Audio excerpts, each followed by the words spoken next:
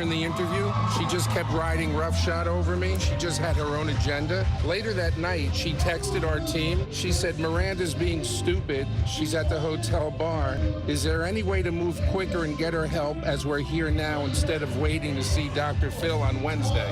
I've never had anybody contact a team and try to take control like that. Yeah, let me have this. And you've got some tape? Tape bumped in 41. Well, here we go.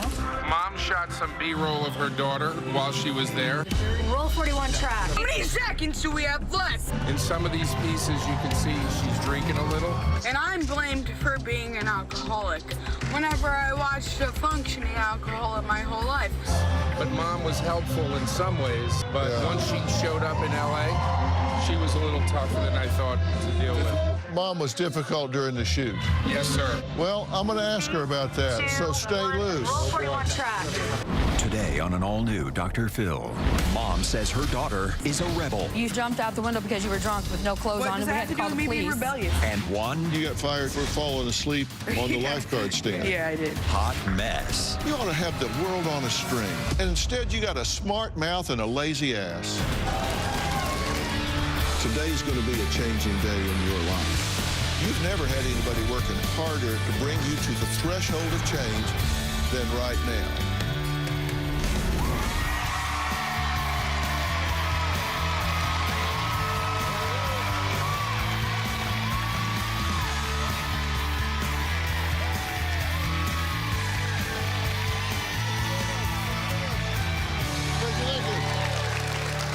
Well, I always love when somebody writes in begging for my help, and then the minute they get here, they start trying to dictate terms.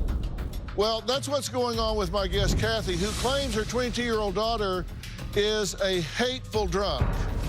This is what she told our field producer, Tony, who you just saw me talking to backstage. Take a look. Miranda is a mess and causes havoc in her life. How many seconds do we have left? She has a problem with alcohol. Miranda drinks at least 6 days a week. Her brain is not functioning when she's drinking. It turns her from Dr. Jekyll to Mr. Hyde. Okay, so my stepdad's an alcoholic. When Miranda is drinking, she's very hateful. She turns mean. It's aggressive. And I'm blamed for being an alcoholic whenever I watched a functioning alcoholic my whole life. Miranda's drinking has been so bad, she's received 2 DWIs. The first time we went on a trip with some friends, and I told Miranda, don't drink and drive. The second time, Miranda blacked out, and they found her laying on the ground. I don't think to this day that Miranda's learned her lesson. Miranda and I argue every day. And you called me a disgrace to his family. No, I didn't. Not today. Not today, so that makes it okay, because you didn't say it today. I think Miranda was probably 16 when she started smoking weed. This is medical marijuana. She keeps telling me, oh, I've got medical marijuana. I'm like, Miranda, how can you have medical marijuana? You don't have a medical marijuana card. Where did you get medical marijuana from? Don't worry about it. I've known that Miranda has done a lot of things, but I just thought, oh, these are just kids, and it's just a phase that they're going through, and hopefully they'll outgrow it. She hasn't outgrown it. Miranda just keeps on moving from one vice to another. Miranda has 4 choices. She will end up dead, she will end up killing someone, she'll go to jail, or she could change.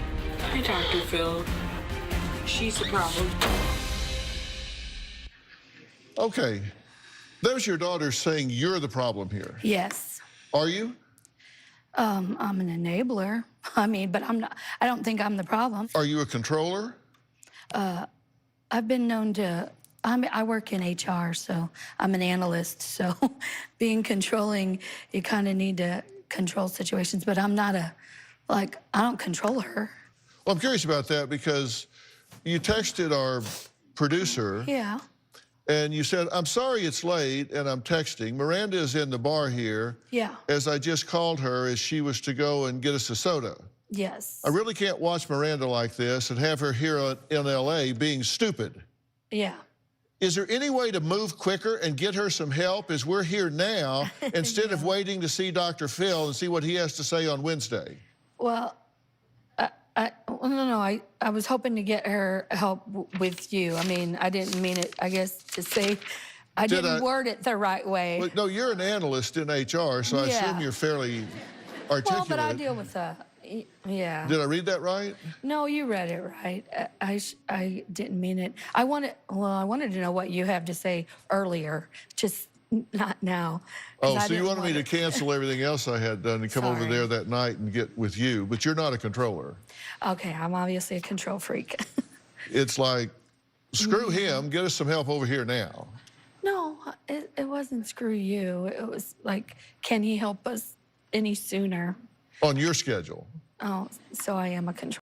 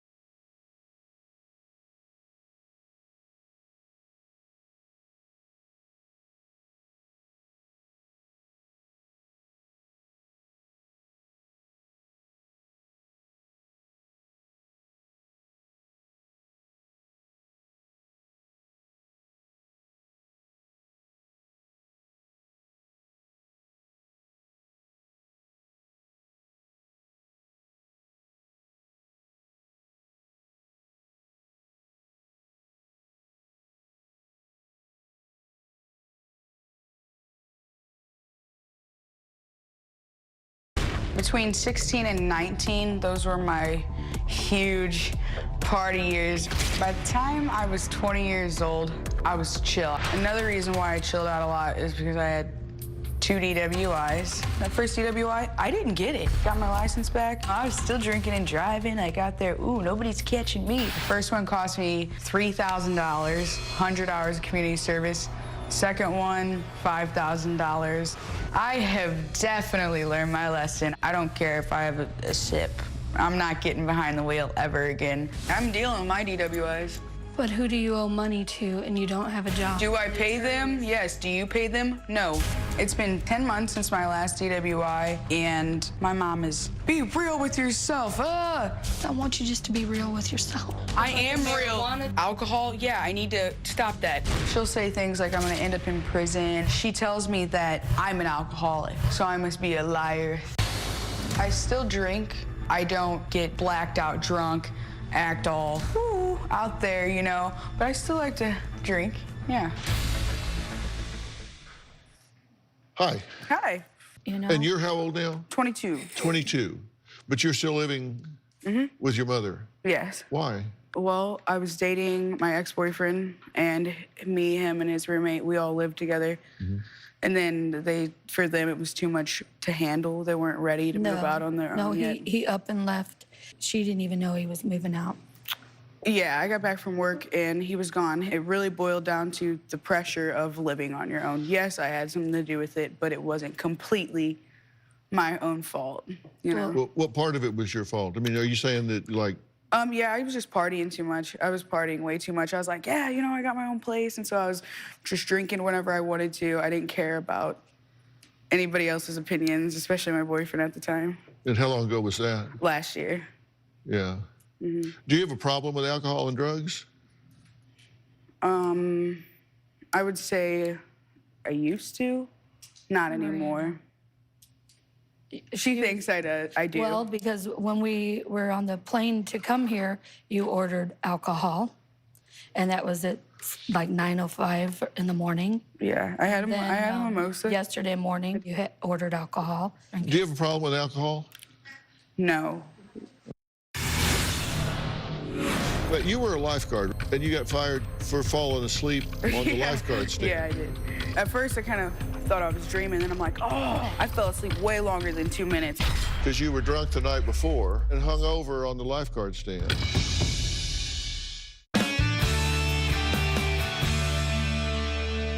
But you were a lifeguard, right? Yeah. And you got fired just 2 months ago. Yeah. for falling asleep on the lifeguard stand. Yeah, I did. Because you were drunk the night before Yeah. and hung over on the lifeguard stand. Yeah. She was And drinking. now, hang on. I'm really good at Oh, this. sorry.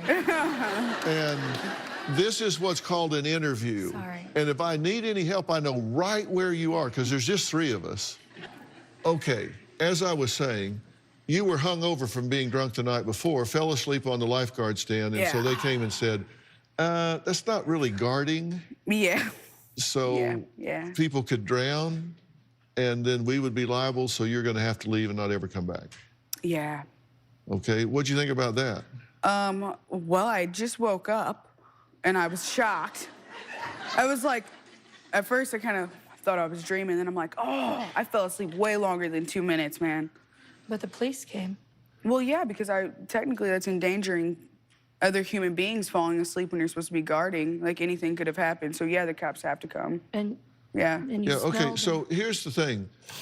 If the way I look at something is, in terms of determining whether something is normal or abnormal, is it's abnormal if it interferes with the pursuit of healthy goals and healthy functioning. And if you look at your relationship with alcohol, is it interfering with your pursuit of healthy goals and healthy functioning? Yeah, at times for sure. Yeah, Yes. so if you've gotten 2 DUIs with $8,000 worth of fines and had your license suspended and gotten fired for endangering others on your job because you were entrusted with keeping children safe in the water, it seems to me that that qualifies as a problem. And that was just 2 months ago that you lost that job. And then your mother tells me that you're here, that you're drinking in the morning on the way here, that you're drinking in the bar while you're here. And this is why you're here, coming to talk about, do you have a problem drinking? Yeah, I got a problem. Fair enough. Is this a rebellion thing? What your mother says it's rebellion. She thinks everything is rebellion. It doesn't matter if you cough sideways, if she thinks everything's rebellious. Yeah. Well, even a broken clock's right twice a day. I mean, is she right some of the time? I don't know. Sometimes I don't really think well, most of the time I don't think she's right, no. She thinks she knows everything, like what I'm thinking, how I'm feeling. Sometimes I just drink, not even just to do it. Like the fact that, like, when I was on the plane, I just wanted to be able to say, you know what, I was flying to LA, drinking a mimosa on a plane. I just wanted to be able to say I did that. Yeah, now you can. You've said that in front of everybody. Miranda is currently unemployed, but she has a good explanation for that, and I want to hear it when we come back.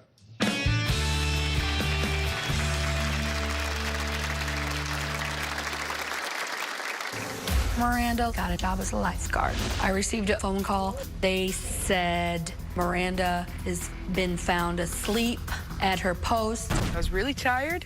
I was like, man, I'm just gonna close my eyes for 2 minutes. Somebody told my boss, hey, I think that lifeguard's asleep, man. Yeah, I lost my job.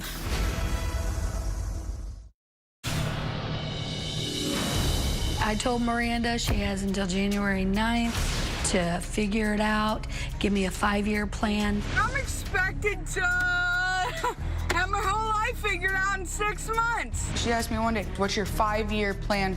Hopefully to be alive. I don't know. I gave Miranda an ultimatum because I want her to change, and I want her to believe me that I'm going to throw her out in hopes that something's going to click in her mind. I don't think she's gonna throw me out. She's all talk and no game. Miranda knows that I don't mean anything I say. I cannot let Miranda live on the street. Miranda says her mother is a controlling nag, but Kathy says, look, she just says she has no choice because her 22-year-old daughter is living in her home with no driver's license and no job. Miranda's drinking is affecting her jobs. I lost the nursing assistant job because I was working first shift. I had been out partying and drinking a lot, She was released from that job because she was hungover and she couldn't make it to work. You forced me to work first shift when you know I'm a second and third shift person, but that worked out with your schedule. I suggested that Miranda work the first shift. I thought she would be more responsible. I remember telling her, this isn't gonna work out. I think even if Miranda had an evening job, she would lose it. I know she would. After Miranda lost her job, she got another job as a lifeguard. I received a phone call from the people at the pool. They said, Miranda has been found asleep at her post. Can you come and get her? This is where I used to work. What happened was I was really tired. I had drank the night before. That's kind of a key factor in there. I was sitting on stand. I had my tube. I had these sunglasses on. I was like, man, I'm just gonna close my eyes for 2 minutes. It looked like I was awake, but I was asleep. Somebody told my boss, hey, I think that lifeguard's asleep, man. Yeah, I lost my job because I fell asleep on stand. The company that Miranda was lifeguarding for told her to never come back again. So now Miranda has 2 DUIs. She's been fired from 2 jobs. She's living at home with mom and dad. I am not currently working at the moment. No, I'm not. Well, maybe it's her attitude about life in general, because I made a list of some of her excuses. She said, well, mom is a baby boomer, and things were cheaper then. Houses were just handed to them.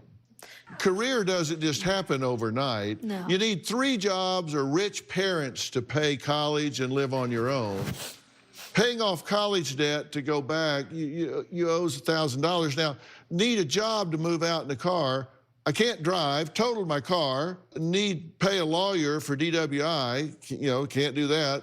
It's just easier for her than it is for you, She right? blames everyone else. I don't think I blame everybody else for anything. I just think that What, you really think it was easier a generation ago? Things were cheaper, so houses were just handed to them. I guess that was more like a figure of speech, because the house that I lived in my whole life was like her uncles or great uncles or something. She's had it forever. And I'm still paying on And it was in her family. Like, for me, it's just the times have changed. Things are more expensive. Miranda, you don't It's have a hard. car, and you live at home, and we have pay your electric. We give you food. I mean, You're my parents. I mean, I'm sorry. I didn't know I wasn't supposed to eat food at my house. Miranda's disrespectful at the house. She is destroyed.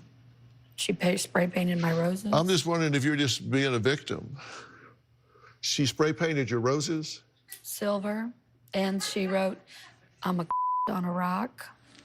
Well, because my dad called me. He was drunk. She likes to say and her husband. He called me a bitch and a liar. So instead of And me, you called him some names, no, too. I didn't. Miranda says that her mother raised her in a cult-like church that did not prepare her for life in the real world. We're going to talk about that next, and this interesting dynamic that I have found, and I'm going to show you evidence of what I'm talking about. We'll be right back.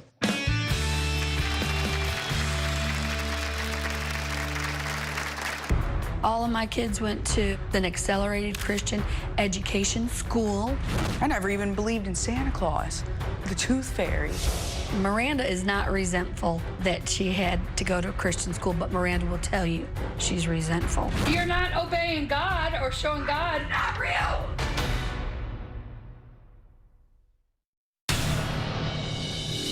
I grew up Pentecostal. I've always been a believer. My mom's whole life has been centered around the church, for sure. All of my kids went to an accelerated Christian education school. I never even believed in Santa Claus, the tooth fairy. I've never been trick-or-treating. Just believing in Santa Claus is a very innocent thing. Everyone believed in Santa Claus, and my mom was like, nope, Jesus' birthday. Miranda is not resentful that she had to go to a Christian school, but Miranda will tell you she's resentful. You're not obeying God or showing God. Not real. He's not real, and you wonder why. All your kids think the same thing. I don't go to church anymore. You know, a lot of the things that I was taught, I take a step back and I look at and I just don't agree with. And I wouldn't teach my children. Miranda going to a Christian school does not have anything to do with us not getting along. Us not getting along is Miranda's rebellion. You think it has nothing to do with the church, just rebellion? It doesn't have anything to do with church. Her and I Rebellion. not getting along. Like the word I mean, What is she she's- rebelling against? I have no clue. Everything comes back to, would God love this? Would Jesus do this? Would God do? I don't know. Have I met God? Have I met Jesus? I don't know. Let me sit down and talk to him and find It has out. nothing to do with anything. Miranda's mean. She's pushed me down when she's drunk before. Why are you telling me that? Just to give you insight as to how mean she can be and how her mental instability, she's like mentally unstable. She truly is. I don't feel that way. I don't feel that way at all. And She it's thinks that alcohol, about it's me. medical. She thinks that I'm like super mental abuse. unstable and And stuff, but I alcohol think she's abuse. super mentally Do unstable. you take pleasure in that? And what? In the fact that she is not stable enough to be out on her own? No, I don't take any pleasure in that. I want her to be stable enough to be on her own. Well, I'm curious about that because I do. I pay a lot of attention to what people say Yeah. and how they say it. You were talking about these lost jobs, and I was looking at your face and then your face while you were saying some of the things you were saying. And let's take a look at this. Miranda's drinking is affecting her jobs. Why are you smiling when you say that? I don't know. I didn't even know I was smiling.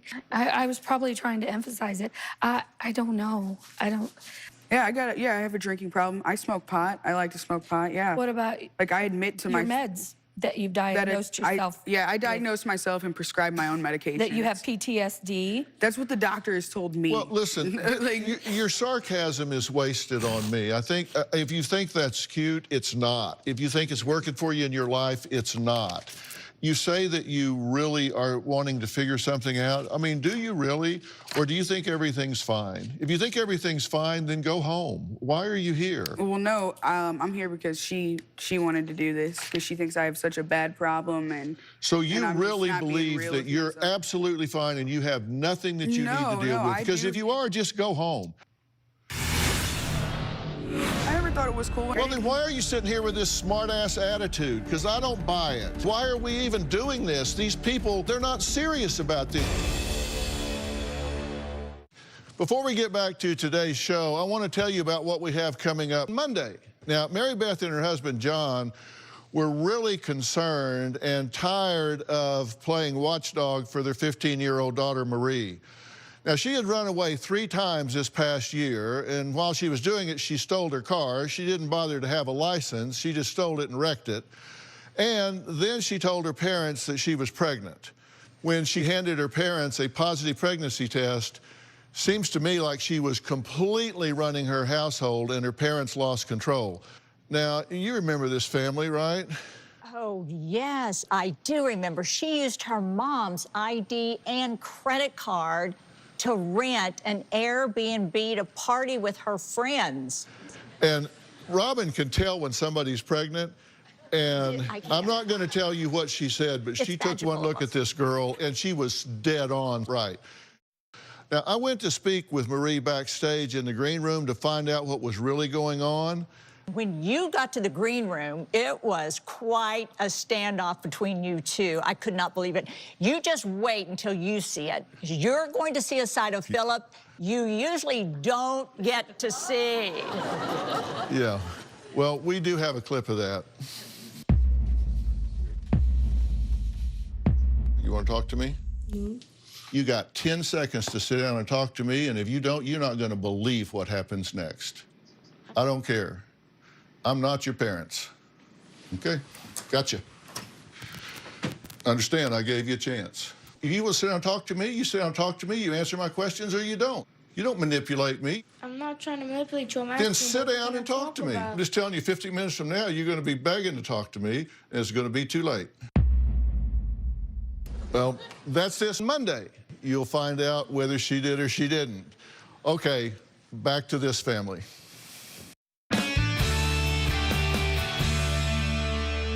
If you don't want to be here and you really think you've got it going on at 22, your life is rolling down the road and that you're just really productive, then, Oh, I'm not. I then can do one of more. us is a fool, and I don't think it's me.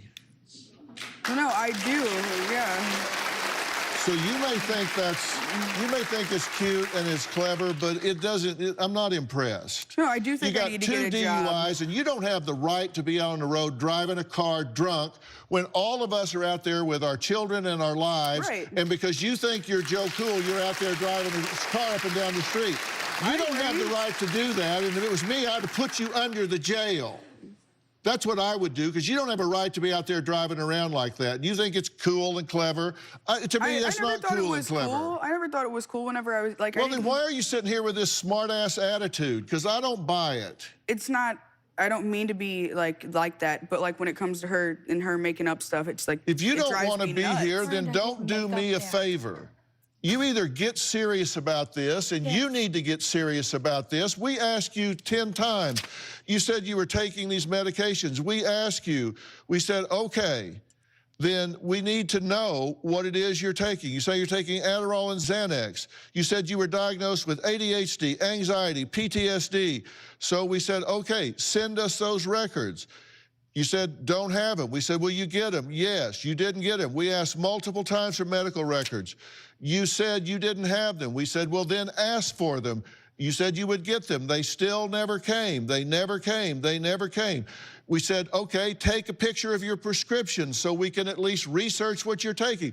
You were too lazy to even take pictures and send them to us. Fair enough. And read what I wrote at the top of the page right there in red. Read that out loud. Why did we allow her to come here? People are kicking, fighting, scratching to get here, and she won't even comply with simple requests.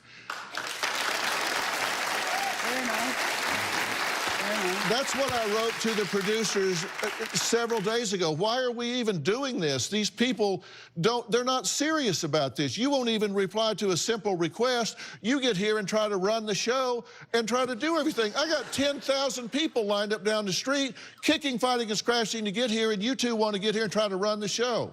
You think I've got time for this? Seriously? Obviously, you don't know what you're doing, because if you did, this wouldn't be off in the ditch. That's true. If you've got all the answers... I don't know all the answers.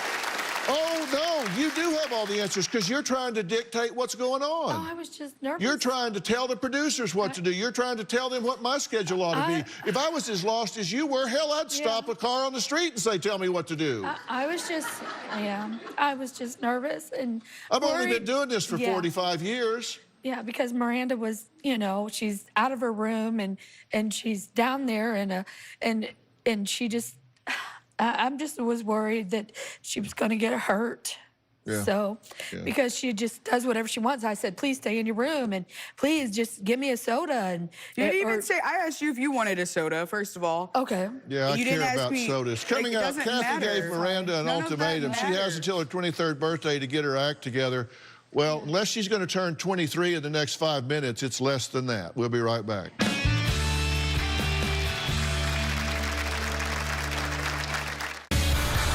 We're ready to start taping season 18 of Dr. Phil. All we need is you. If you're going to be in the Los Angeles area and want to watch a live taping, visit drphil.com and click tickets. Tickets are free, and I hope to see you soon. I hope that Miranda does understand that her family loves her and wants her to have a productive life. Moving forward in life, I want my mom to know that things that happened in your past don't define who you are. She tells me all the time that your past follows you. And I've realized that they're mistakes and you need to move on and stop living in the past. I wrote in to the Dr. Phil show to get her help, but I also told Miranda, I think I need help. All right, look. Let me tell you what I think, and then you guys can do whatever you want to with it.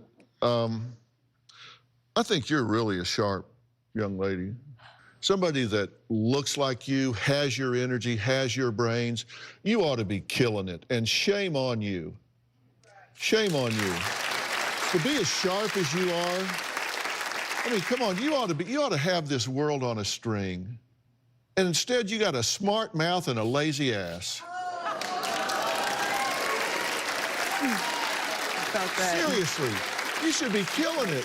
Miranda, you should be killing it. There's nothing you can't do. Look, if you've got a problem with alcohol and drugs, then we need to fix it however we need to fix it. And there are two ways. Let me introduce this gentleman right here. Paul here is the CEO from Ocean Recovery. I asked him to come here because if you think that you want and need to hammer this one time and get it right and get it out of your life, then I am willing to make that available to you. This is a treatment center located 90 feet from the beach in Newport Beach, California. I mean, this is one of the most beautiful places I've ever even heard about. It is a comprehensive, long-term, gender-specific program that treats substance abuse and also all the co-occurring disorders and behaviors that are associated with it. True, Paul? Very true. You're obviously a very strong woman, but it takes a lot of courage to say, I need help. It's pretty obvious, I think, to everyone watching this. Your life's not on a winning streak right now, and you're not going to stand a chance living at home at 22. Ask for help. This is Coach Mike Baer. He is a life coach. He is CEO Cast Centers. He is the best-selling author. He wrote the New York Times bestseller, Best Self. Be you, only better. And he didn't know you when he wrote that book, but you would think he did because it is though he wrote that book for you. True, Mike? That's true, and I can relate a lot to you, Miranda. I mean, at 22 years old, I dropped out of college. I got fired from my job, reinvented my life, got scholarships, went to school, became a counselor, and before you know it, 17 and a half years later, I'm sitting here talking to you on the Dr. Phil show. And so you're at that pivotal point in your life where you get to make a choice. You want to work with this man right here? Yeah. Okay, Paul, can you help her? Absolutely. Okay. And then, Mike, can you help her? We'll get to it. All right, and you guys know each other. Yeah, we know you can each work other. this out. They've known each other. All right, so this is your first team right here. And we'll do this, and then we'll get this going and moving like you need to. You deserve that. Fair enough? Yeah. Okay. All right. Okay? Yeah. All right. Next up, we'll be the woman who's ready to find love again, but she's come here for some help first. Her story next. My next guest, Lori, is a divorcee with 3 children and 3 grandchildren. Now, Lori says 7 years ago, she got news that changed her life, and she says ultimately changed her looks, and not for the better. Here's Lori's story. In 2010, I found a lump in my right breast. The doctor told me I had an aggressive type of cancer. That was the toughest part. Chemotherapy saved my life, but it ruined my skin. When I look in the mirror, my skin looks lifeless. I feel 50. I look 90.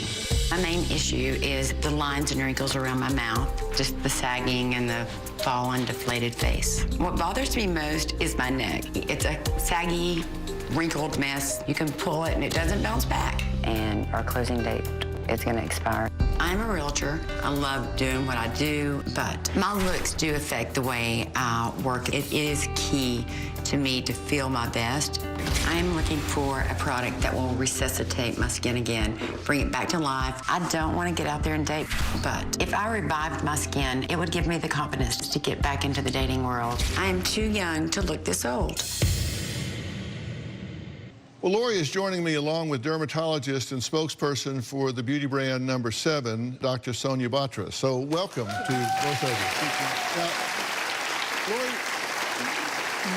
you said in the tape that you felt something was off with your body for 2 years, but you ignored that. Why? I was scared, and I didn't really want to know, and that was a pretty tough lesson to learn. Now I tell my family and my friends, if you see something or feel something, say something. And I've been cancer-free for 7 years now. Oh, it's so great to hear that. Your story is such a great example. We don't want to get bad information, you know. If we don't look, we don't ask the questions, we don't get the bad news. But when you get that news and you deal with it, then you can get a good outcome. And so yours is a great story about listening to your body, doing something about it. Now let's talk about your skin concerns. You say your treatments and aging have had such a negative effect on your skin. So tell me about that. I was approaching 50 when I was completing my chemo treatments, and I could really tell a huge change in my skin. It looked like my face had fallen and my neck was loose and sagging. I look older than I feel, and I'm a single mom and finally ready to get out and start dating. And this is not what I need. Yeah, I get it. And you've got an expert on skin sitting right next to you. Dr. Batra, what do you suggest for Lori? Actually, I heard about Lori's story a few days ago and sent her a product to try. It's called No. 7's Restore and Renew Face and Neck Multi-Action Serum. Lori, did you try it? What did you think? I did. And I really could tell a difference around my small lines and the corners of my eyes. It felt smoother, and it doesn't look as dull as it did before. I can see how it can improve your skin when used for a longer period of time. And you should definitely keep using it, because this serum is going to deliver 5 clinically proven results. On the face, it firms skin, even skin tone, and visibly reduces wrinkles. On the neck, it also firms skin, and 87% of women showed a visible reduction in crepiness. Okay. Now, Lori said her neck is a huge concern. So, Doctor, you brought some before and after pictures, right? Lori, I want you to see this before picture, and you can see this woman's neck skin is quite loose and crepey. Now look at the improvement after she used Restore and Renew for 3 months. Then you can see after using it for 12 months, you can clearly see the improvement is very dramatic. So this is just with a serum. Wow. Does this impress you enough to continue to use it? Yes, absolutely. Yes. You'll have to tell me where to get it when I run out. Okay, well, No. 7's Restore and Renew Face and Neck Serum is available at Target and Target.com for under $35. But Lori, No. 7 doesn't want you to miss a day, so we're giving you a year's supply. Oh, thank you. I will use it. I hope so. And audience, you should know this by now. When you come to Dr. Phil, sometimes you go home with gifts, and today everyone is going home with your own No. 7 Restore and Renew Serum. All right? And, you know, more important than anything, congratulations on being cancer-free and getting back out there and living your life, because I know there was a time you probably thought that would never happen. So to be back out and dating and living your life and being cancer-free, good for you. Thank you. Good for you. All right, I want to thank all of my guests today, and a special thanks to Dr. Sonia Batra. Don't forget to follow me on Facebook, Twitter, and Instagram, where I do read all of your comments. Speaking of which, check this one out from Lisa on Facebook. She wrote, "I might as well admit it, I hope you never retire. I don't think I could live without you." Well, don't worry, Robin doesn't want me to retire either. Last thing she wants me is hanging around at home. However, when I do, trust, you will live on without me, I have no doubt. Listen, I appreciate you watching and writing, so keep those social media comments coming. We'll see you next time.